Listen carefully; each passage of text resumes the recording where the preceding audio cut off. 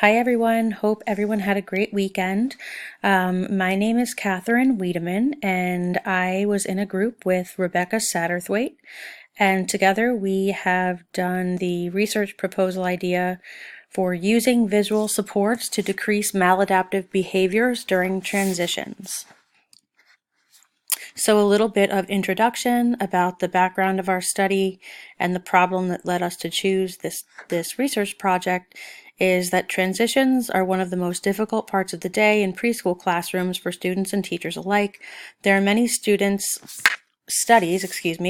on how visual supports help students with autism and other developmental disabilities, but there's not as much research on visual supports assisting neurotypical students who have behavior concerns in an inclusive education setting or in a general education setting. So this interested us. Also, in terms of our study participants, we found that children born into a lower socioeconomic setting often have a greater chance of developing behavior problems.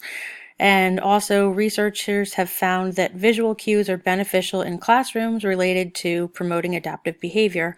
So visual support strategies appear to alleviate at least some of the confusion, anxiety, and frustration that many individuals with autism spectrum disorders experience when they encounter unexpected events. So this is a little bit of introduction background to our research. Our research question, we had a few questions that we lumped kind of into one overarching question, and those are: does the use of visual supports as an antecedent intervention affect maladaptive student behavior during transitions? Does the use of visual supports affect levels of engagement among students? And does the use of visual supports decrease the total duration of time spent transitioning? So different kind of offshoot questions that we had related to basically the use of visual supports in the preschool classroom, but specifically during times where students are transitioning from one activity or another. I know this is a very common issue in classrooms, not just preschool classrooms, but all classrooms. And as a behavior specialist, I see most of the behavior problems occurring during transitions, especially transitions away from preferred activities and towards non-preferred activities. So this was interesting to me, and I think I can speak for Rebecca as well.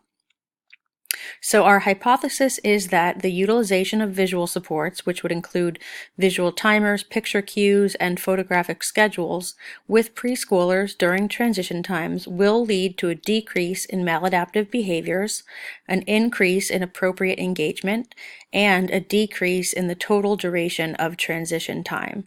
So our thinking is that the implementation of these visual supports as part of the transition procedure will, have a few different effects. One being that, we'll see less negative behavior during the transition. We'll also see more appropriate behavior and more engagement among students, and that, the use of these supports may actually decrease the time it takes for these transitions to occur, which can in turn lower the behavior. So our literature review: according to Hume, a variety of visual supports can be used to help decrease challenging behavior, reduce latency, and promote independence during transitions. A summary of our literature review and just a few bullet points that we thought were the most useful.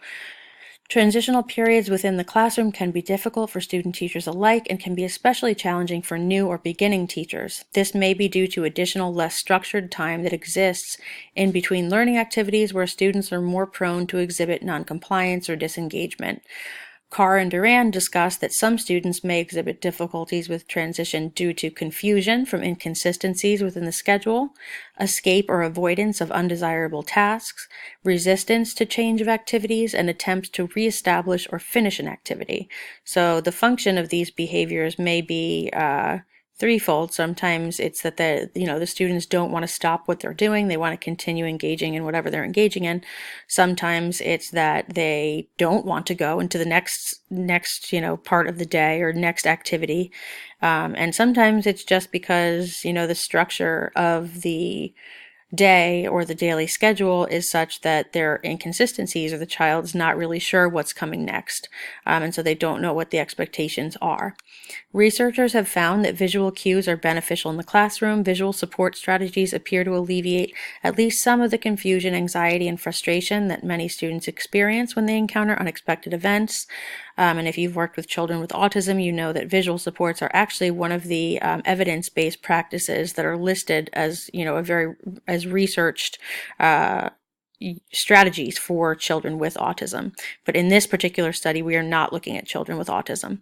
And finally, Hull suggests that the use of visual cues may increase desired behaviors and even reduce transition time for K-1 students with intellectual disability in the classroom. So again, most of the literature centered around students either with autism spectrum disorders or, various other disabilities. Our study is hoping to look at students who do not have a documented disability but may still be having behavior issues in the classroom.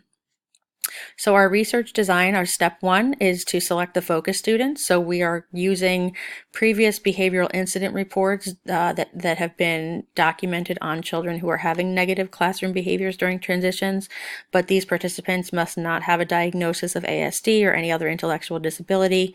The teacher reports that the child can match pictures to objects. This is just kind of a benchmark so that we know that the students that we're looking at in the study probably don't have any significant cognitive disabilities. And consistent school attendance, no more than one absence per month on average. That's important too, because the more a student is out, the less consistent their behavior might be, and that could affect the results of the study. Step two, determine a baseline. So we'll collect baseline data on the frequency of adaptive and maladaptive behaviors exhibited during transitions. We'll collect data during all the observed transitions during the day, 3 days a week for 2 weeks prior to the intervention phase. And the researcher will use this time to model and positively reinforce desired behaviors. Step three, teach expected behaviors with visuals. So within a small group, the researcher will teach desired behaviors for the use of visual aids for 10 minutes once a day for a week before the implementation, and participants will be positively reinforced when they appropriately demonstrate desired behaviors during practice. And step four, implement the use of visual supports. So during the treatment phase of our experiment, we would provide 3-minute warnings with audio and visual timers. We would also introduce individualized photographic schedules to illustrate the order of activities, what's coming next, give the students a visual template for the structure of what's expected of them, and display picture cues in the classroom and to individual students that model specific adaptive behaviors so students know what is expected during transitions. The instruments used, so we'll be using the Behavioral Incident Reports, BIRs. The reports will be used to identify which students need visual supports during transitions as part of our identification process. Then the reports will also be used to collect the frequency data for maladaptive behaviors during the intervention phase, and they will include descriptions of behavior, including time and duration of incidents. So basically that's how we're going to be recording the behavior change, if any. And the other instruments, visual supports, so some of the actual tangible supports we had mentioned as part of the study, which are visual timer, photographic visual schedules, visual cue cards, first then boards. We would be using a variety of different visual supports. For data analysis, there will be a table of visual aids used, which will provide a table of all the visual supports and how they were implemented. A line graph of frequency of behavior. So this graph will show the frequency of behaviors across the 3 students that we've chosen to focus the study on. The graph of transition duration. So this graph will illustrate how long it took each student to actually go through with the transition from start to finish, and the correlation graph, which would compare the frequencies of the behaviors and the duration of the transition. So we're hoping to see a correlation that as these visual supports are implemented, we're seeing a decrease in the maladaptive behaviors, and we're also potentially seeing a decrease in the duration of how long it's taking the students to transition, as well as an increase in adaptive behaviors, the behaviors that we want to see, such as compliance. And here are a list of our references. So thank you very much for tuning in, and hope everyone has a great end of the summer, and look forward to seeing some of you in additional classes. Thanks.